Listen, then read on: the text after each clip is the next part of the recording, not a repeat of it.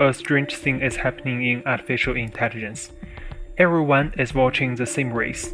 Who has the smartest model? Who has the fastest chip? Who will build the next breakthrough product? But underneath that race, something much less exciting is becoming the real constraint: electricity. A modern AI data center can be built in roughly 2 years, but connecting that same facility to the power grid can take twice as long, sometimes longer. And that creates a strange situation. The companies building artificial intelligence have almost unlimited money. They can buy chips, they can build buildings, they can hire engineers. But they cannot simply buy time. They cannot instantly create a new power grid. They cannot instantly build a carbon mine. They cannot instantly create more electricity. For the last 3 years, artificial intelligence has been presented as a story about intelligence itself. Better algorithms, better models, better software. But the deeper I looked into this industry, the more I realized something. The future of AI may not be limited by what computers can think. It may be limited by what the physical world can provide. My goal with this channel is not to predict which company will win. The future is too uncertain for that. Instead, I want to ask a different question. When a major technological revolution begins, where does the money actually flow? What becomes the bottleneck? Who controls that bottleneck? And what has the market already pressed in? Because throughout history, the biggest opportunities are often not where everyone is looking. They are hidden underneath.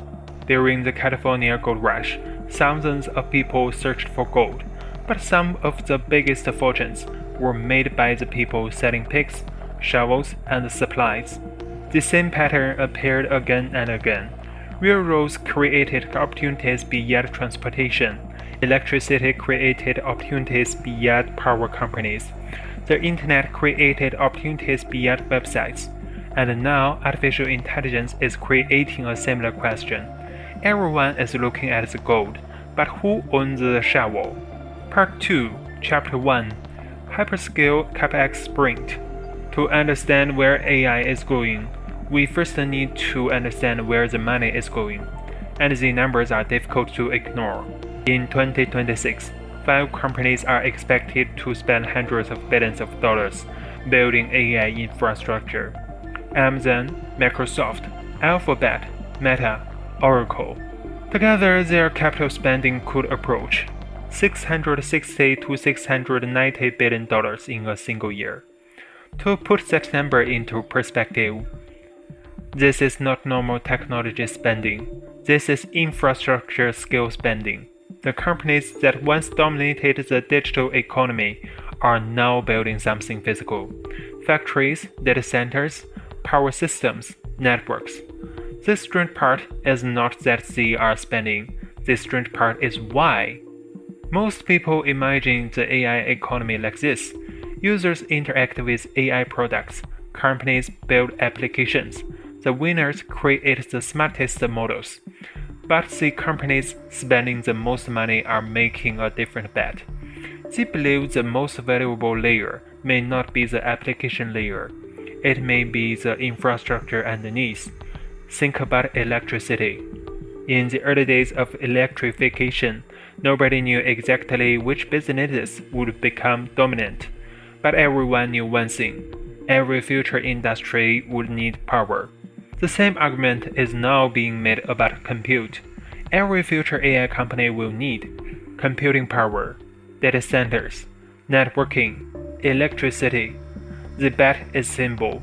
If AI becomes the foundation of the next generation of business, the companies controlling the infrastructure may capture enormous value.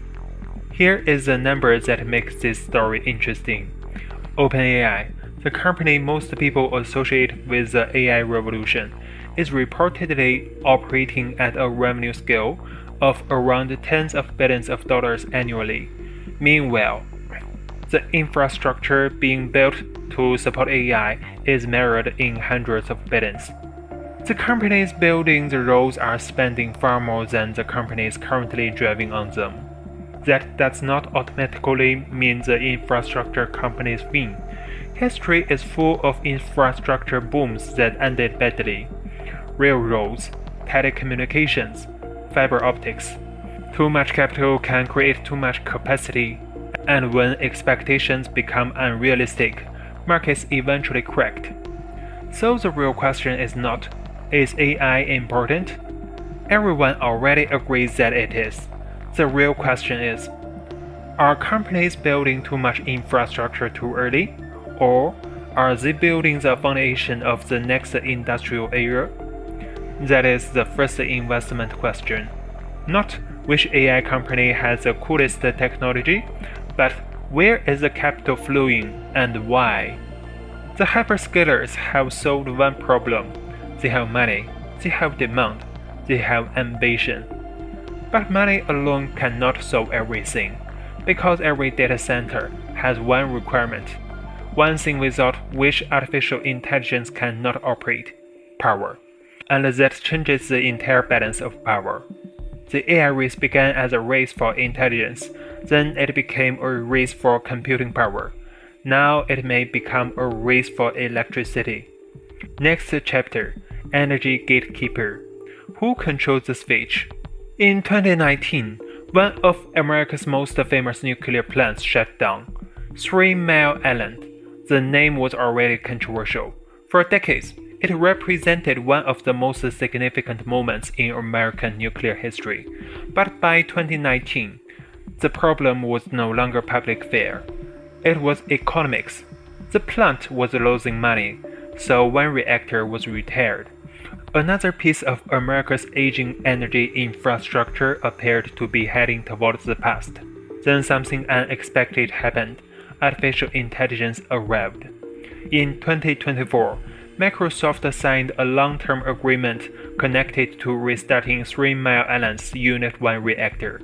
Not because Microsoft wanted to become an energy company, not because nuclear suddenly became fashionable, but because Microsoft needed something more fundamental: reliable electricity. And that single decision reveals something important about the AI race. The world's largest technology companies are discovering that their biggest problem may not be computing power. It may be finding enough power to run that computing power. A modern AI data center is not just another office building. It is closer to an industrial facility. Some large campuses can consume electricity comparable to a small city. And unlike traditional factories, AI workloads do not simply operate during business hours. They require constant availability, every hour, every day. The demand is changing the economics of electricity. For almost 2 decades, electricity demand in many developed economies remained relatively flat. Efficiency improved, manufacturing moved, technology became more digital, energy consumption became predictable, then AI arrived. Suddenly, utilities that spent years planning for slow growth began rewriting their forecasts. Data centers became one of the largest drivers of new electricity demand. This creates a fascinating shift. At the beginning of the AI boom, technology companies held the power. They had the money, they had the engineers, they had the vision. But when electricity becomes the constraint, the relationship changes. A company can order more GPUs, it can hire more engineers, it can build another data center, but it cannot simply order a new transmission line tomorrow. It cannot manufacture a power plant overnight. It cannot skip physics. For the first time in decades, some of the most powerful companies in the world are negotiating with industries that most investors ignored for years. Utilities, grid operators, energy developers. For years, utilities were considered boring, slow, regulated, low-grade. They were not the companies investors discussed when talking about technological revolutions. But technology revolutions require foundations, and foundations often look boring, until they become impossible to ignore. The internet needed fiber cables, cloud computing needed data centers, electric vehicles need charging infrastructure, AI needs electricity. The question is not whether energy matters, the question is, who controls the scarce energy supply? This explains why nuclear energy has returned to the AI conversation. Nuclear has one advantage that many renewable sources struggle to provide: constant power. Solar and wind can produce enormous amounts of electricity, but AI data centers need reliability. They cannot simply stop training a model because the sun went down. That is why companies are exploring nuclear restarts, small modular reactors, direct power agreements, dedicated energy infrastructure. But there is a problem. Energy infrastructure moves slowly. Building a software product may take months. Building a reactor can take years. Approving transmission lines can take even longer, and that creates the central tension of the AI economy. Software moves at Silicon Valley speed. Physical infrastructure moves at the speed of governments, engineering, and geology.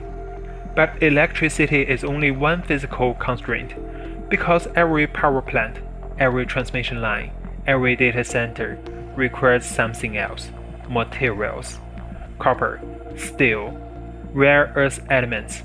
The digital revolution may depend on some of the oldest industries on Earth. Chapter 3: Material Scarcity Trap. Copper is not a glamorous metal. Nobody creates keynote presentations about copper. Nobody talks about a copper revolution. But almost every technological revolution eventually runs into copper. Electricity, transportation, manufacturing, telecommunications, and now artificial intelligence. Because AI infrastructure is not made from algorithms alone. It requires wiring, transformers, cooling systems, transmission equipment, power distribution, and all of those require materials. A modern data center is essentially a machine for moving enormous amounts of electricity and information. And moving electricity requires copper. The more AI infrastructure the world builds, the more copper demand increases. The challenge is not whether copper exists. The challenge is how quickly supply can respond. A new copper mine is not like ordering more computer chips. You cannot simply increase production next quarter. Mining projects often require exploration, environmental approval, construction, infrastructure development. The timeline can stretch for many years. This creates a mismatch. AI investment can accelerate almost overnight, but material supply moves slowly. This is a pattern we have seen throughout the documentary. Every solution creates a new constraint. More powerful AI models require more computing. More computing requires more data centers. More data centers require more electricity. More electricity requires more infrastructure. More infrastructure requires more materials. The bottleneck keeps moving, and investors who focus only on the visible layer may miss where the next constraint appears. Materials create another problem. Geopolitics. Many critical minerals are concentrated in a small number of countries. Rare earth elements are one example. They are used in advanced magnets, industrial equipment, cooling technologies, and a significant portion of global rare earth processing capacity is concentrated in China, which means the AI infrastructure race is not only a technology race. It is also an energy race, a mining race, a geopolitical race. But there is an important point. Bottlenecks are not permanent. Human beings innovate around constraints. When something becomes expensive or scarce, companies search for alternatives. Copper can sometimes be replaced. Energy efficiency can improve. Chip designs can become more efficient. New technologies can emerge. So the question is not, will AI run out of resources? That is too simple. The better question is, Which constraint will become the limiting factor before innovation catches up? Because every major technology cycle follows the same pattern. Demand moves fast, infrastructure follows. Eventually, the constraint reveals itself. Chapter Conclusion. 3 chapters, 3 bottlenecks. Capital created the AI build-out. Energy determines its speed. Materials determine its scale. And now we reach the final question. If the entire AI revolution depends on infrastructure and needs, why is the market still mostly focused on the companies at the top? Where is the opportunity? Where is the risk? And most importantly, what assumptions has the market already priced in? Chapter 4. Capital Allocation Mismatch. For the last 3 years, the world has watched artificial intelligence through a very specific lens. The chip, the model, the application, those are the visible winners, the companies everyone can name, the companies investors discuss every day. But after following the money through this entire supply chain, a different picture appears. The AI revolution is not one industry, it is a system, and every system has bottlenecks. The question is not, which company has the most impressive technology? The better question is, what does every company in this ecosystem absolutely need in order to succeed? Because those things often become the places where economic value accumulates. Markets are extremely good at pricing visible changes. A new AI model launches. A company announces a breakthrough chip. A CEO gives a keynote. Investors react immediately. But some of the most important changes in an economy happen slowly. A power grid upgrade, a mining project, a regulatory approval, a transmission line. These things rarely become headlines until they become problems. And that creates an interesting possibility. The market may be focusing on where AI creates demand, while paying less attention to what limits that demand. After researching this story, I kept coming back to 4 questions, not predictions. Questions. Question 1. Where is capital flowing? Money reveals priorities. Companies can say anything, but capital allocation tells you what they truly believe. Hundreds of billions of dollars are moving into AI infrastructure. This spending itself is the signal. Question 2. What is the bottleneck? Every major technology cycle eventually discovers a constraint. For AI, maybe it is not algorithms, maybe it is electricity, maybe it is materials, maybe it is regulation. The bottleneck determines the speed of growth. Question 3. Who controls the bottleneck? Because scarcity creates power. If a company controls something everyone needs, that company gains leverage. Pricing power, strategic importance, negotiating power. Question 4. What has the market already priced in? This is the question investors often forget. A great company can still be a bad investment if expectations are already too high. A boring company can become interesting if the market underestimates its importance. The goal is not finding the most exciting story. The goal is understanding the difference between reality and expectations. So, what happens next? There are 2 possible scenarios. Scenario 1. The infrastructure size is cracked. AI becomes the foundation of the next industrial era. The companies controlling energy, networks, materials, infrastructure become increasingly valuable. Scenario 2. This spending cycle goes too far. Companies build too much capacity. Demand grows slower than expected. Returns disappoint. Investors realize their infrastructure boom was ahead of itself. Both scenarios are possible, and that is exactly why this question matters. Investing is not about finding stories you like. It is about understanding what assumptions are hidden inside those stories. Everyone agrees AI will matter. The debate is how much, how fast. and who captures the value. The biggest mistake investors can make during a technological revolution is assuming the most visible company is automatically the most important one. Sometimes it is, sometimes it isn't. The winners of the next decade may not only be the companies creating artificial intelligence, they may also be the companies making artificial intelligence possible. And that is why the question I keep coming back to is, where is the next bottleneck? Because whoever controls the bottleneck often controls the future. Ending. At the beginning of this documentary, we started with a simple question: who owns the shovel in the AI gold rush? After following the money, the answer became more complicated. The shovel is not one company, it is an entire system. It is the chip factory, the power plant, the transmission line, the mine, the engineers, the infrastructure connecting all of it together. Artificial intelligence looks like a digital revolution, but underneath, it is one of the most physical transformations in modern economic history.